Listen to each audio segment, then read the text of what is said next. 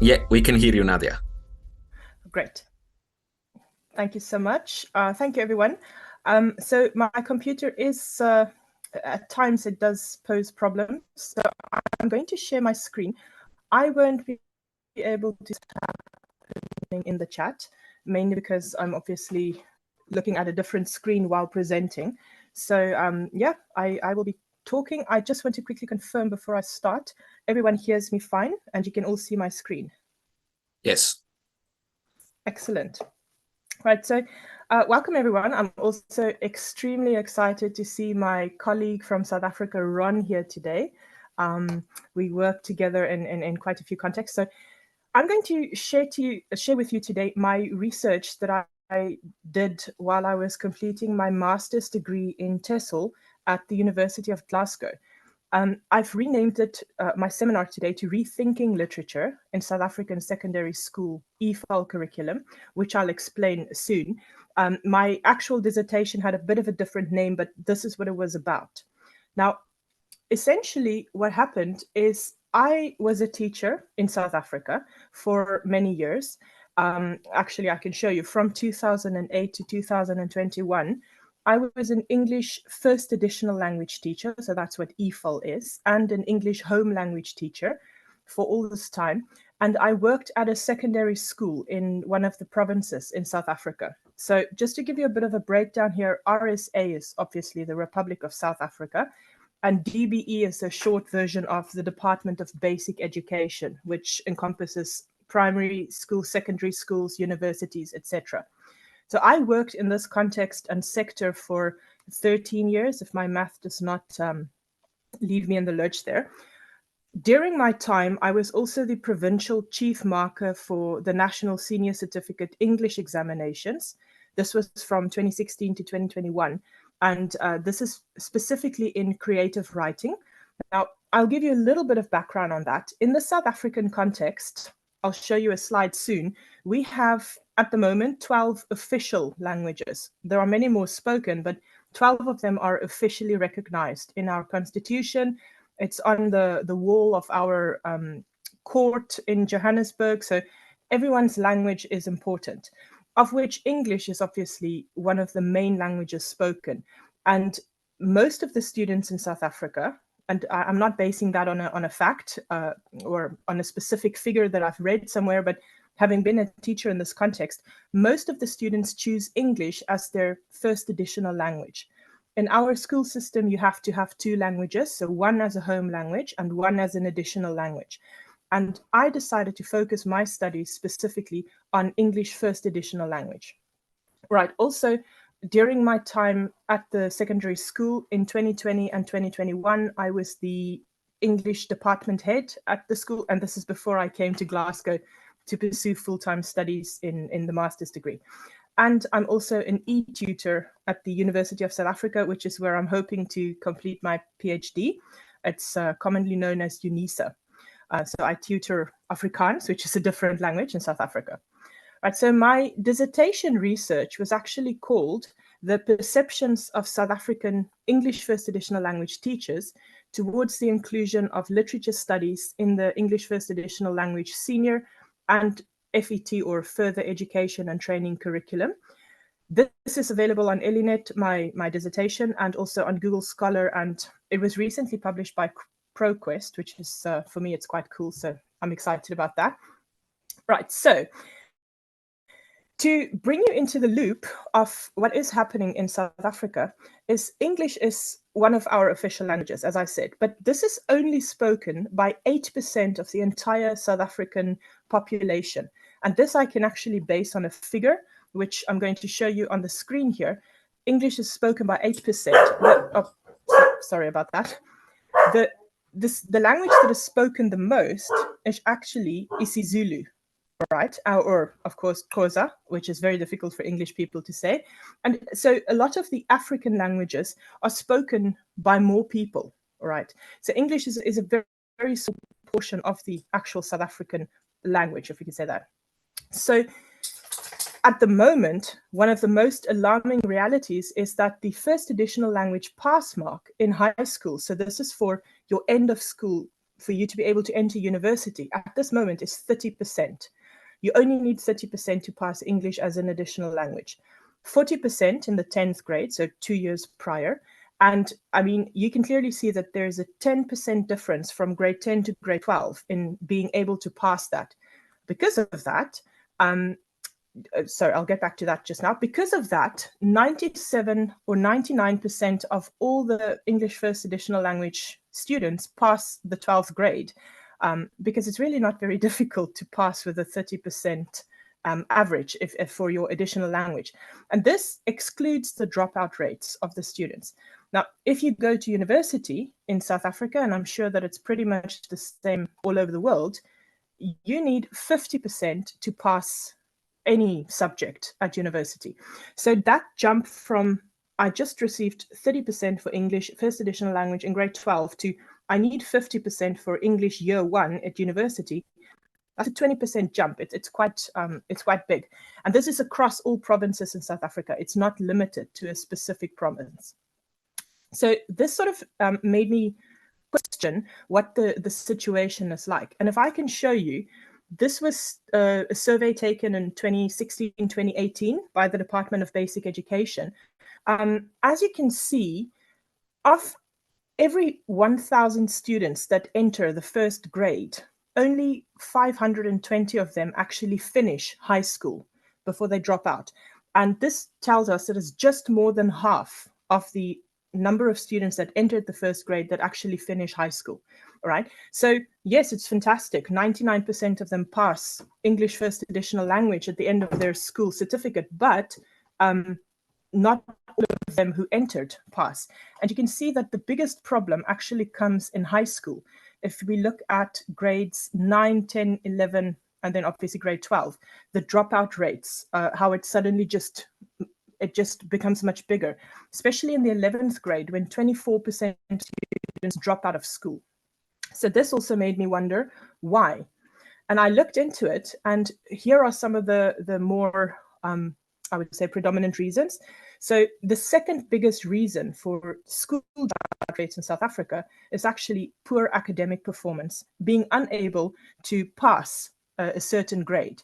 Now, in South Africa, it works as follows. You cannot fail one phase more than once. So if you're in the senior phase, so this would be, I would say, 7th grade to 9th grade, if you're in that phase, you're allowed to fail the 7th grade once, repeat it, but then after that, the school has to pass you to get to the senior, the further education and training phase. You're not allowed to fail it more than once. Unfortunately, this is not fair on the students, but it's definitely not fair on the teachers. And what happens is we are faced with students in the 10th, 11th, and 12th grade who had failed 7th grade, 8th grade, 9th grade. But because the government says you are not allowed to fail them, everyone should be treated the same, they have been progressed. So they reach the 11th grade, unable to pass because of the difficult literature, etc., and then they drop out of school. So we have half of the students who enrolled in first grade who actually continue to grade 12 and then who pass with very, very low 30% in English. And then that's the reality. So the biggest reason for school dropout is actually no money for fees. And this is based more on private schools than on your public high schools, because in South Africa, you don't need to be able to pay your school fees. The school has to take you. The government does give a stipend. It's very, very little, but for secondary school and primary school, if you can't pay, the school still has to take you. Recording again. Okay, whenever you want, we can continue, Nadia. Excellent. Thank you, Paulo. So if you can actually go down to slide 7 for me. Lovely. Right, so I was explaining about the dropout reasons, and I explained that the government does give a stipend, although that's what it is, it's a stipend. Right, so thank you, Paulo. You can move on to the next slide for me. So in my research, I'm not going to discuss all of the literature that I consulted, but there was quite a lot. I found out that if we take one phase of students, and this was in the period of 2008 to 2011, there was a 22% decline in their literacy levels that was marked by a researcher. It's going to show up a little later on the screen. This was Baruthram, but he found that students from the first grade, so this would be the ages of 7, 8, and 9, to the next grade, 10, 11, and 12, there was a 22% decline in literacy levels. This was Afrikaans and English and mathematics. So they dropped in a quite a big category, I would say. So you can just press the button there for me, Paulo. All right, so also, the South African government acknowledges that reading is very important, and it's an important part of the curriculum, but reading is not taught as a skill. It's nowhere in any of the curriculum or syllabus documents to tell teachers, how should you teach reading? It's assumed that students will be able to read by picking up words from billboards and other lessons, etc. So it's not actually taught anymore in primary schools. So by the time that they reach high school, and you can move the point here for me, Paulo, is the big problem is they cannot read properly. So quite a lot of them have a very, very low reading average by the time they reach high school. And if you are unaware of this, the South African national curriculum has changed 4 times since 1997. And obviously this is due to our country's history with apartheid and using different education systems. But the change of curriculum has been quite negative because each time that it changes, different skills and different things are addressed, leaving in the lurch quite a few things that you should have been able to do by the time you reach a specific grade. And lots of people complain about it. Research is being done on it. You can see, Paulo, you can press the button 3 times here just to show the names. But this has been coming since 2006. You can see there Howie et al. Was in 2006. But every so often, someone reads through the documents and say, oh, this is a problem. This is an issue. We have to address this. And then the next curriculum is put into place, and the next is put into place. So it's quite problematic, considering that you have to have 2 languages and several other subjects to be able to pass every year. All right, Paulo, now you can change the slide for me. So my findings, and I think maybe just press the button a couple of times so it's all on the screen here. My findings included some of the following. The curriculum changes have negatively affected the students' literacy levels, and this was written by Rapitsua in 2017. And also, this issue starts in primary school. So students are unable to follow the secondary school curriculum successfully when they reach that age because, first of all, they were passed on to the secondary school because they were not allowed to fail again. But secondly, because they didn't learn to properly read or apply mathematics or do anything in Afrikaans, which is obviously different subjects. But the problem is the same. So the problems that we find is they are that students lack analytical comprehension skills when they reach university. So in 2019, Leneke and Mukele found that some first-year students drop out simply because they don't have the comprehension skills to analyze the subject material of whatever they're studying. And I'm not talking about English. I'm talking about being able to use English to study something else. Many plans have been put in place over the years to lift these literacy levels again, like reading programs. Unfortunately, they didn't have much success because either the pilot study was focused on too small a group and it didn't really take off from there, or it wasn't effective because the teacher is unable to teach reading. They just give the material and expect the student to continue by themselves because they're not being taught how to teach reading. It's not expected of them. So a lot of problems for a language teacher, especially in English first additional language. Right, so Paulo, you can change it for me again.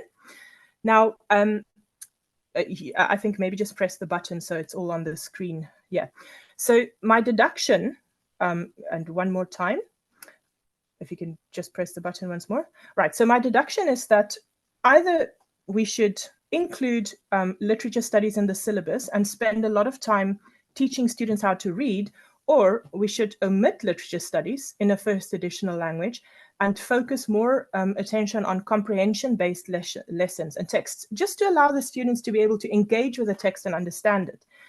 I know this doesn't make sense because it's not the same in a lot of countries, but in South Africa, regardless of whether it's your home language or your additional language, you write 3 examinations twice a year. One in language, and in the senior or the FET phase, it's a 70-mark paper. So it's out of 70 language paper, which is focused on grammar, comprehension, visual, cartoon, literacy, etc. A second paper, which is focused solely on literature, that's out of 80 normally. And this is about literature that I'm going to explain now. And then a third paper out of 100, which is on creative writing. So your basic CV writing skills, essays, etc. So they do that twice a year with some other tasks as well. And this is every year from 10th, 11th and 12th grade. That's a lot for one student to complete in 1 year, especially if it's your second language. So in first additional language English, a student is expected to have a choice between 2 genres of literature, either 1 drama or 8 short stories, or 10 poems, or 1 novel. So any 2 of the 4 things that are on my screen. It doesn't seem like much if your English is good and if your reading skills are good. It doesn't seem like a lot, but it is a lot for a first additional language student, considering the content, which we're going to get to in a little while.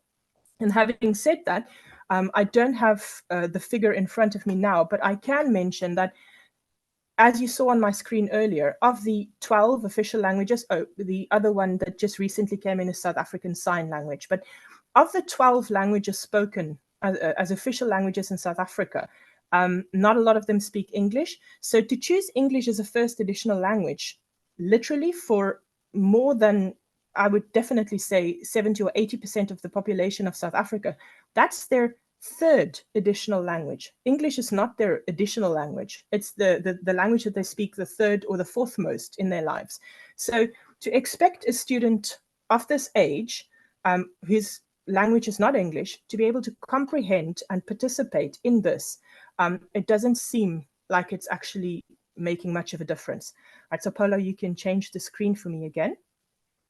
So yeah, sorry. So my 2 research questions were the following. I asked, how are students' overall reading abilities and performances generally perceived by the South African senior and FET teachers?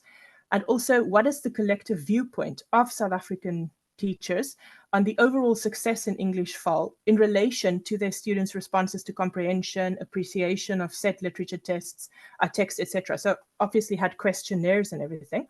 So thanks, Paolo. You can change it for me now. And just very shortly, my methods included the following. It was a qualitative study. As we know, my mathematics is not my skill. Interpretivist, and it was obviously small scale because it was a master's degree. Eligibility-wise, my participants had to be current English First Additional Language FET and senior teachers, so between 2020 and 2021. There's a reason for that, which I'll explain in a little while.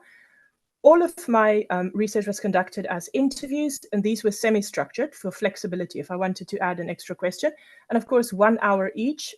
I scheduled 2 in case of load shedding, which is not something that a lot of people know about, but South Africa is in the unfortunate position at the moment to experience many electricity outages per day, sometimes 6-7 hours at a time, leaving you in a lot of trouble if you have technology to teach your lesson with, etc. So if I had scheduled a meeting and it could not take place due to an electricity outage, then we rescheduled it. And this was on Teams specifically for it to be on the university's cloud, which was to do with ethics.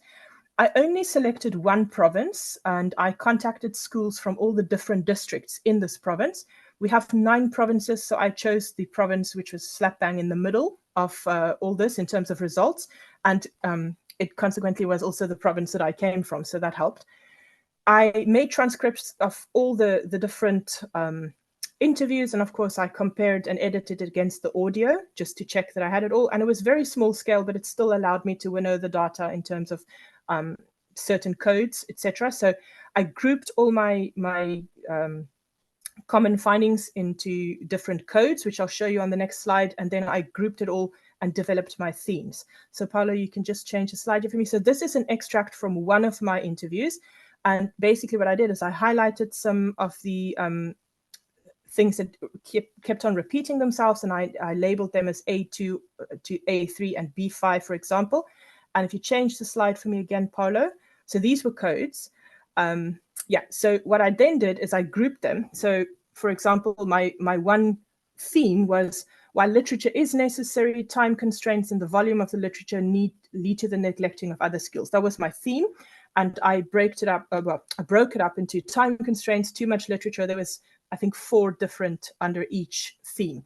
And then I just put some quotes. So all of this is obviously available as part of my dissertation, but this was, for me, the easiest way to find the data and to see what would come out. Yeah, thanks, Paulo. You can change it again.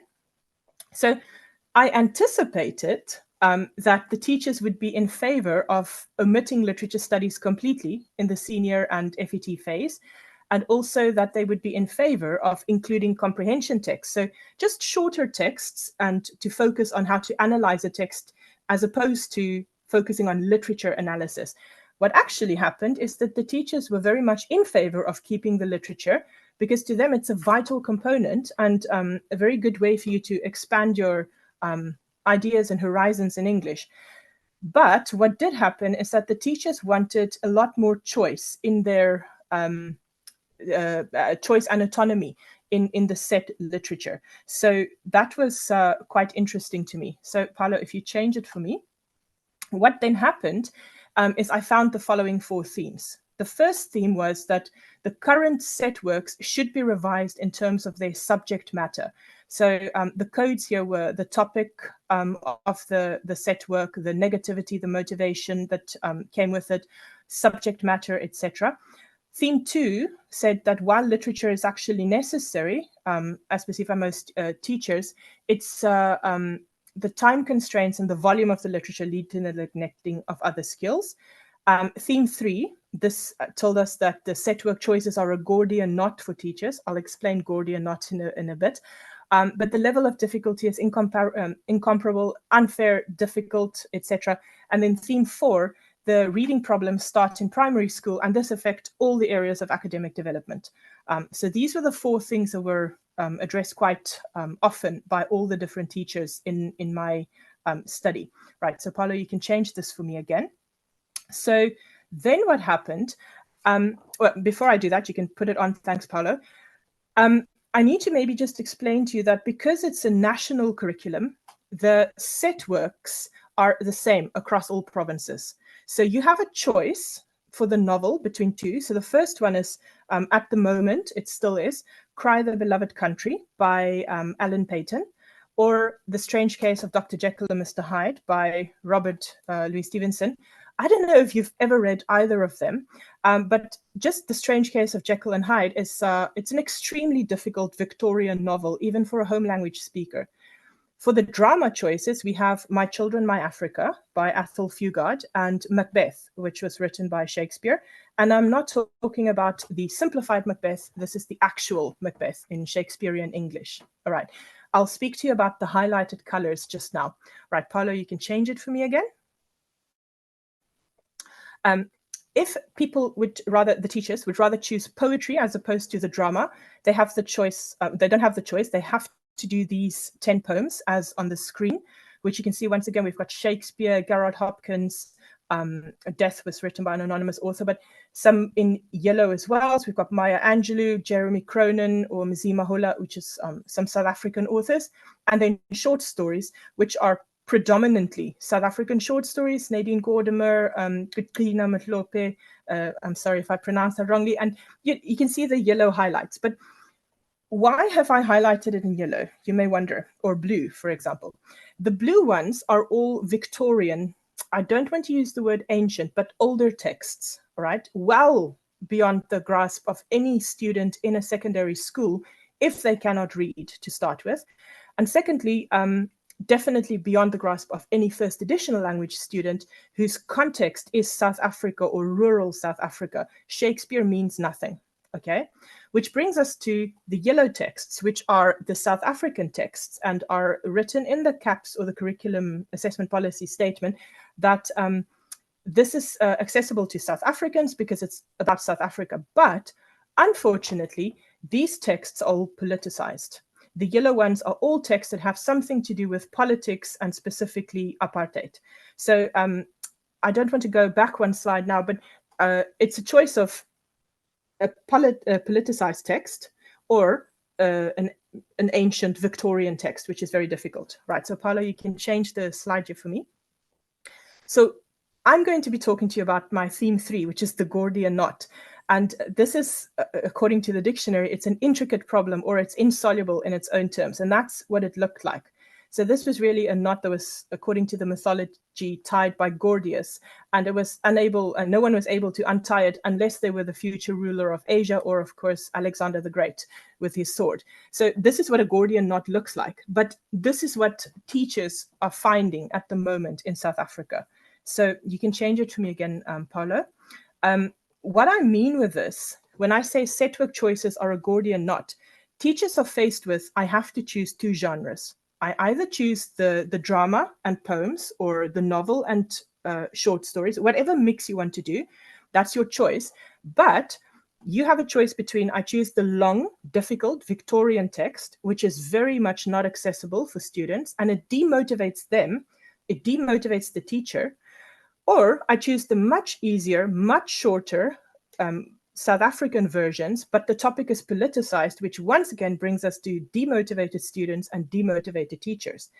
Unfortunately, in a setting such as South Africa, it's a multiracial rainbow nation, fantastic country, but the politicized texts are making everyone negative.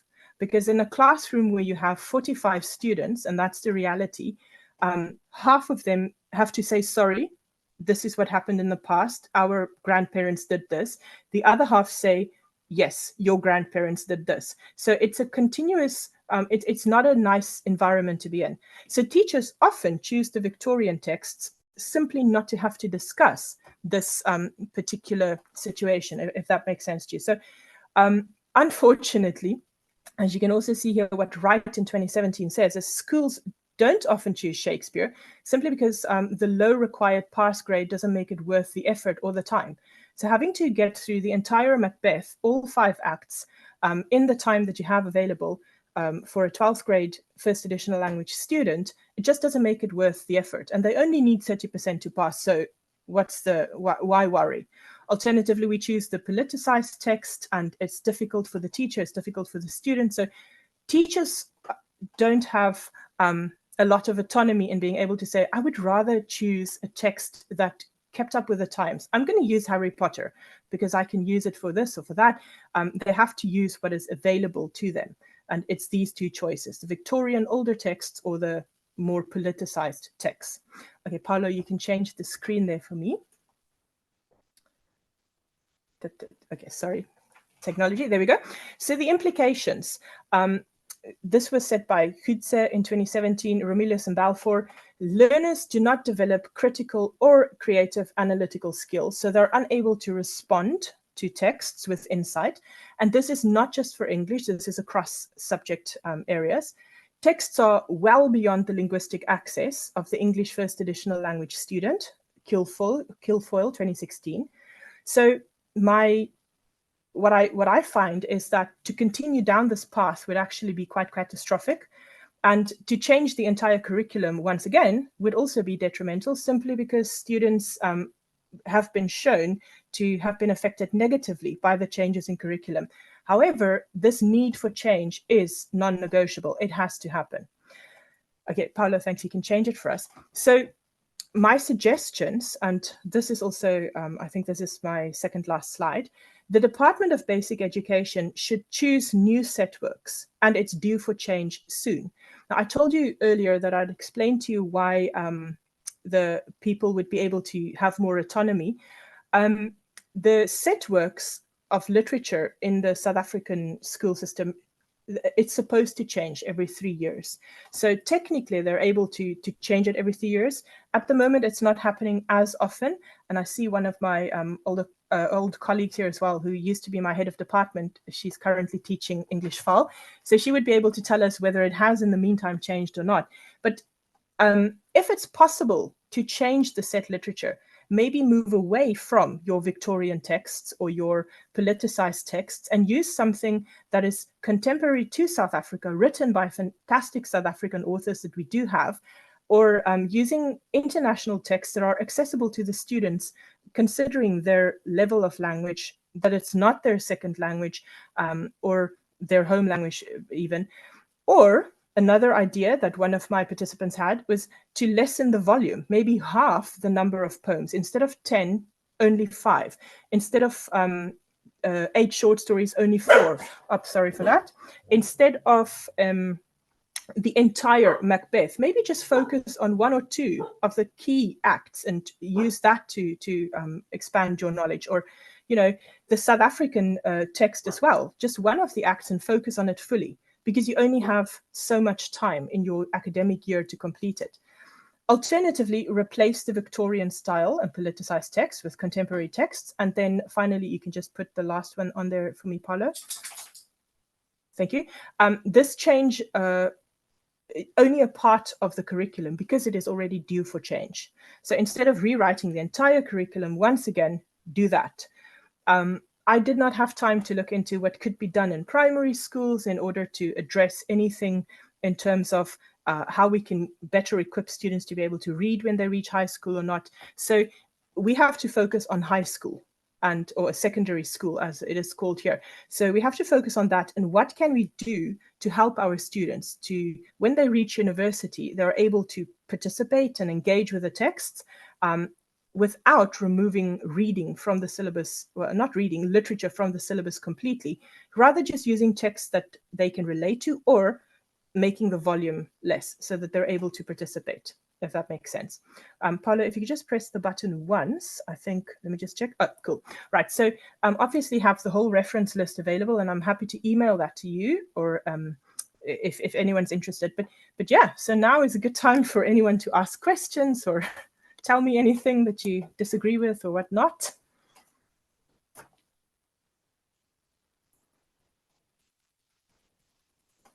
Thanks for sharing, Paulo. Thank you so much for this presentation, Nadia. It was absolutely, absolutely one. As I told you, I knew that I would love this topic. I think Maria had a question for you. Sorry to interrupt you. Thank you so much, Nadia. It was so interesting. I was wondering, because your suggestions included like choosing just a fragment of the works or changing the sort of readings. Could it be an option to keep maybe the same Victorian texts, but use like graded readers or adapted readers? Or is it really the focus on using only authentic materials that haven't been adapted or made easier for students? Would that be accessible? What does happen is the government provides schools with the set literature. So they would send you readers with, for example, the Macbeth text. So the entire Macbeth text is printed there, and some of the words are explained on the side. So you'd have, let me use the word missive, for example. It'll be there and it will be highlighted. This is what it means. And maybe a short little bit of context is given. And sometimes there are texts that are simplified, yes. But and I may be completely wrong here in my understanding. As I understand it, the idea is for them to engage with the Shakespearean text, not with the simplified version. And like I said about Jekyll and Hyde, the entire novel is 87 pages in length. It's really not long. It should take you all of an afternoon to read it. But it takes about an entire period of 40 minutes to get through one page explaining a word like troglodyte or something like that. So it's very difficult to use the difficult text. But to simplify it, I don't think that would be an issue. I think that would be a great idea. But people may disagree because it has not happened yet. Yeah. Thank you. Or as a prior stage to really engaging with the actual text, maybe, as you suggested, with just a few sections. of the real text. Yeah. Thank you. Basically, my view here is the South African drama has got 3 acts, and it's not difficult. It's normal South African English, whereas the Shakespearean text has 5 in Shakespearean English, or Elizabethan English. And to say that it's a fair choice between the 2, that's not fair, because the one is definitely easier and more accessible. Everyone knows the history, whereas Shakespeare, with its themes and there's this hero versus I would say antagonist theme. It's difficult for a student. Yeah. Nadia, did you witness any kind of resistance, open resistance from the students? To the text? As a researcher about the readings because of a generation gap, or because they are technology oriented, maybe they are not used to such difficult kind of reading? Absolutely. I mean, reading, the word itself is almost a taboo, unfortunately, because reading is not addressed too much, I would say, gusto in primary schools. So by the time that they do reach high school or secondary school, students are not able to read properly. And then to tell them, listen, you have to read this text, it's important. That's difficult. So we tend to try to read as much of the text in class as possible and explain as much of it as possible in class, so that the students at least have some idea of what's happening. But definitely lots of complaints. It's not fun, it's not interesting, or it's very disheartening. It's not nice subject matter to have to read. That it comes with the job. Yeah. Did you, I mean, informally or formally ask students what they really wanted to read? So yes, we always talk about reading is one of my favorite pastimes. I'm a very big reader, and we always talk about what is fun, what do you like, or and from what I found out from my students, it's really a question of I want to read something that I'm interested in. So if it's a magazine about motorcycles, then that's what I would like to read. I don't want to read this, or I'm not interested in your topics, etc. So it's difficult to try to get something that everyone likes, but because there is no real choice other than this is what is set, that's it. There's nothing to do about it. Yeah. Thank you. Thank you so much for this illuminating presentation. I think there is a really big gap between what the teachers demand and what the students really ask for, especially in the arena of in the field of reading. And currently the students do not really want to read much. I mean, especially the books. This was something that we would really be ashamed of saying. I mean, but they just say in class, teacher, I don't like reading. So first we would have to make them like reading and delve into reading with the text that they're interested in, I guess. Because of technology, they read a lot, but they're not conscious of their reading. And for example, being technology-wise, being technology literate, they are not conscious of this as well. But this is also a part of most of their reading. Yeah. And have you found effective ways? You said, for example, we can minimize the curriculum, but you didn't suggest anything, for example, technology-wise, I guess. Did I miss it? So I'll quickly answer you on that, Elif, and then Ron, I will listen to your question. Elif, the issue in South Africa is, first of all, load shedding at the moment. So to say that technology is a good idea in class for every student to have their own tablet, all that's impossible. Because they won't be able to charge it. But secondly, and unfortunately, in South Africa, we try to ban electronic devices from classrooms for the students to pay attention to the teacher. Because in our South African classrooms, we have 45 students, and that's a small classroom. Okay, so to get 45 students in the class and speak to all of them, and not have them chat to each other or doing something that they shouldn't be doing while you're teaching. That's also very difficult, especially with with an electronic device. So we try to limit that in classes. So technology-wise, the teacher has a projector. We use our computers. We do PowerPoint slides. We try to make it. I would show them a picture. This is what Macbeth would have looked like, and this is what it looks like when Birnam Wood starts walking to the castle and whatnot. It's possible for me to show it to them, but to have them access it, no, definitely not. The same in Turkey. But I'm also questioning this because the reality itself is different from the classroom, sometimes at least. Yeah. But whatever you are talking also is related to Turkey. And here, the situation is very similar. Crowded classes, low level of technology. Also, technology is intentionally not used in the class to distract attention. But still, they're involved with technological reading outside the class a lot. And we can maybe perhaps productively use of that. Maybe that's something questionable, but we can think about this. Yeah. Thanks. Thanks, Elif. Ron, you had your hand up. I saw it just now. Yes, Nadia. How are you? It's nice to reconnect after such a long time. I know, right? Thank you so much for the wonderful presentation. You are really giving us something to think about. It's quite thought-provoking. I have this suggestion, and I think you can also come in and see how does it fit into your thinking with regards to your presentation. Would it not be a better idea if literature was set as a different subject altogether? Because you have rightly pointed out how learners are struggling with reading and there's no culture of literacy. So for a learner who has got problems in understanding the language, who can hardly tackle, you remember paper one, which is the grammar, who's struggling with grammar, who's struggling with creative writing. Now for that learner to be going to the next level of language and doing it as literature is too much to ask. So would it not be a better idea then to have maybe 2 grammar papers for those learners who are studying English as a first additional language?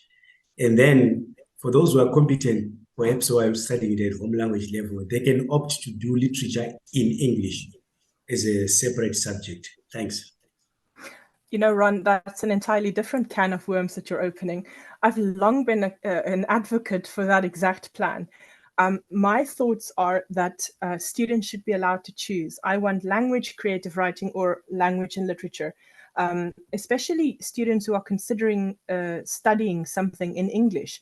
I think it would be fantastic for them to have literature as part of their syllabus or curriculum, as it were. But to force everyone to study literature, I think that's detrimental, but there are definitely people who would disagree with me. And I'm pretty sure that there are some in this conversation today who would disagree with me, who think that literature is an essential component.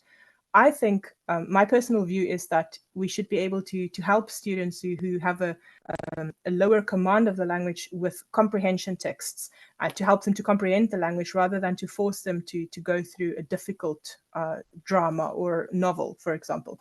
But yeah, that's a different study, and I'll have to look into that in future. But yeah, very good idea from my point of view. Yes, actually, you would know that I studied in Zimbabwe, part of my high school as well. And that was the case which is more or less like the British education system, where you have up to O level, that would be like your grade 10. You are doing all compulsory English as grammar. And then when you go to advanced level, then you've got the option of studying English further as literature in English, so that it can be world literature, but just that it's set in English. Then the other thing I also want to make a comment on and make a follow-up with you on is the issue of the choosing of the literary texts and how it's all politicized and it does not do much justice to the learners. What would be the best way of then choosing what kind of literature that should be studied if, like the case, it is supposed to be compulsory? Would it be something that should be decided by politicians or educationists, or how do you think the process would best be handled?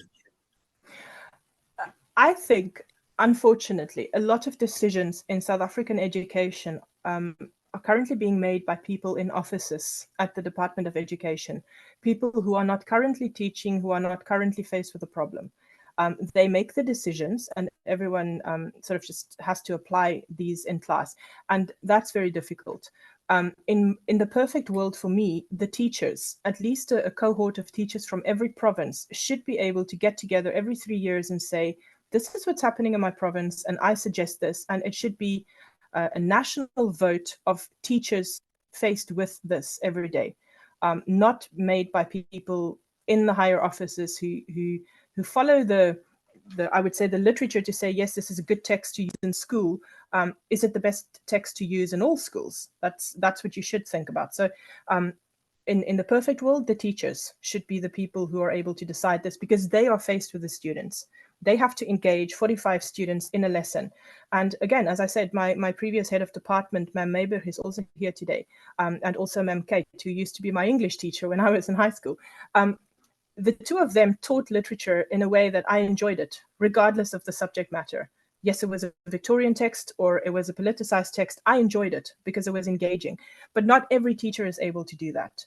And especially if you are teaching 7 lessons a day and all of them about the same subject matter, and you're faced with students who are arguing with each other because they don't like it, or they are demotivated, it gets too much. It's just too much at some point. So teachers definitely, in my point of view, should run the world, not just run the entire world. Yeah. I don't know, Ma'am Meiberg, Ma'am Kate, do you have anything that you'd like to contribute to? Maybe I'm talking nonsense. It seems they're on mute. Oh, yeah, Ma'am Kate, yes. Hi, Nadia. It's really lovely seeing you, and thanks for having us. Hi, Ms. Meiberg as well. Yes, Nadia, I think teaching literature is really very difficult. At the moment, I'm in the UAE, where teaching literature is next to impossible, even though one of the sheikhs is renowned for his poetry and literature writing.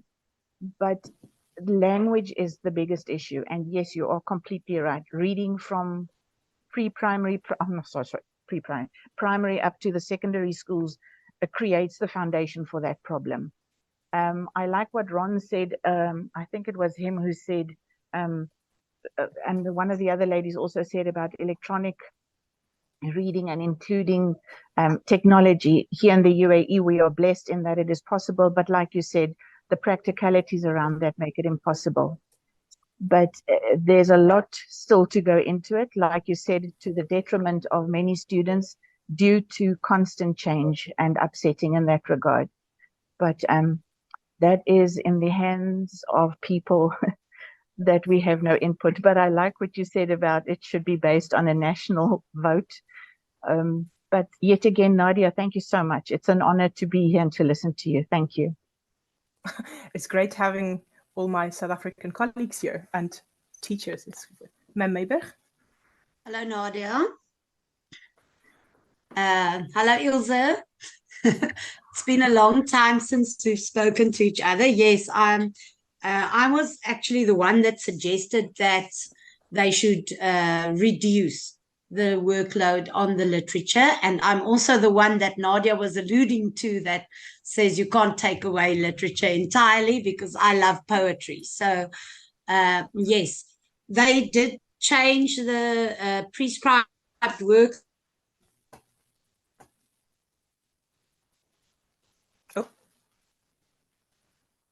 We have very different teachers with different levels of proficiency.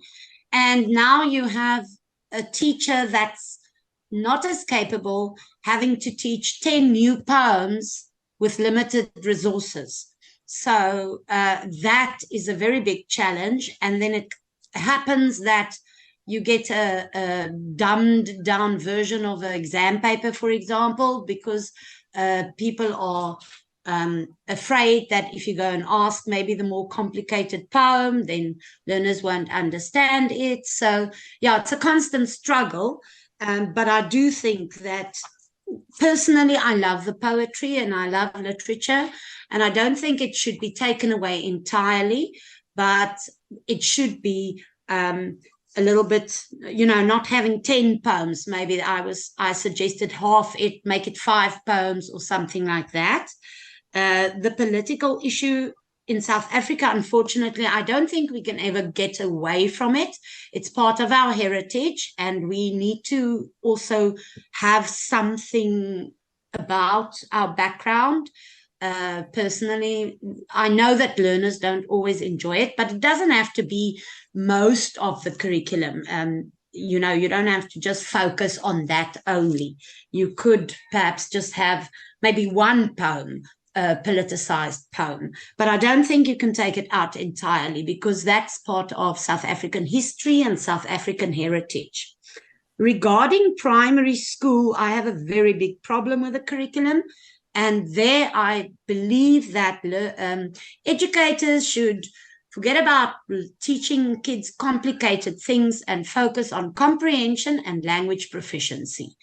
Because a learner comes to me in grade 12 and he can still not change a sentence into a negative. So I'm faced with a challenge to prepare those learners for their national senior certificate, and they still can't do the basic English because it wasn't drilled in, or the outcome was not achieved in primary school.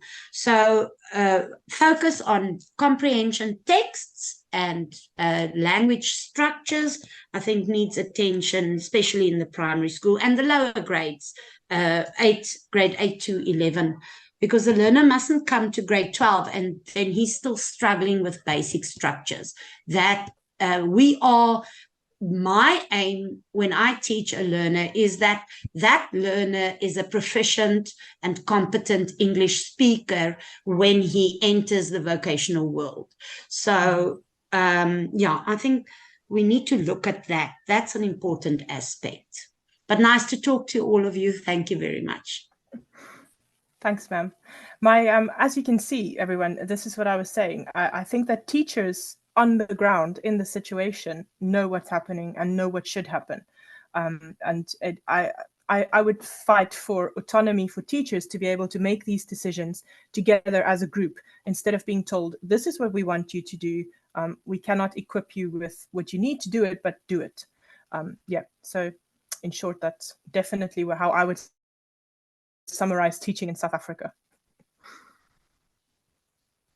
Right. Thank you so much, Nadia. As you can see, people have loved it quite a bit. And so many. If we had time, I would ask you something else, but I would say that we will end it here. Thank you so much, everyone, for attending. We will make the recordings available as soon as possible. And unfortunately, we didn't have time to answer Nicola's question, but perhaps we can leave something in the chat. Yeah, I think that's more a suggestion towards the PhD proposal, so that's okay. All right, I see. That's great. And thank you everyone for coming here. Next week is going to be our next seminar. We're going to go back to a Turkish context with, I think our speaker is here, right? We will see something which is actually very close to my dissertation project, so I'm excited to hear about that as well. But thank you everyone, and I will see you next time. Thank you so much.